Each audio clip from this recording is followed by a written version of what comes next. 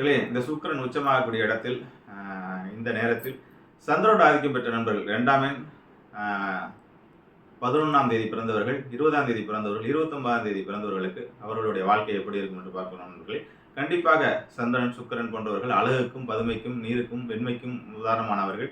அந்த வகையில் சந்திரனுடைய ஆட்சி பெற்றவர்கள், வளர்பறை சந்திரனுடைய ஆட்சியில் பெற்றவர்கள் எல்லோருக்குமே பார்த்தீர்கள் என்றால் சுக்கிரன் அதனுடைய உச்ச பலன் பார்த்தீர்கள் என்றால் அதிர்ஷ்டத்தையும், ஐஸ்வர்யத்தையும், குழந்தை பேரையும், செல்வ வளத்தையும், திருமண பேரையும் இந்த 130 நாட்கள் மிகப்பெரிய மகிழ்ச்சியும் கொடுக்கக்கூடிய சூழ்நிலை தான் இருக்கின்றது நண்பர்களே. அதே கவனமுடன் செயல்பட்டால் இந்த 133 நாட்களில் அதிர்ஷ்டத்தின் மேல் அதிர்ஷ்டத்திலும், செல்வ வளத்தின் மேல் செல்வ வளத்தையும், உயர்ந்த ஞானத்தையும், உயர்ந்த பரம்பொருளையும் பெறுவதற்கான அற்புதமான வாய்ப்புகள் இருக்கின்றது. ஆகவே ஆன்மீக யாத்திரை சென்று வாருங்கள். 2ஆம் எண் அதிகாரிகள் சோமநாத் சென்று வாருங்கள்.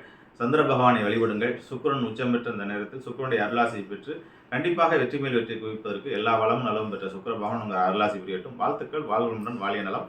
இதுவே 2, 11 மற்றும் 20, 29ஆம் எண்ணில் பிறந்தவருக்கான பலன்கள் நண்பர்கள். வாழ்த்துக்கள். வாழிய நலம், வாழிய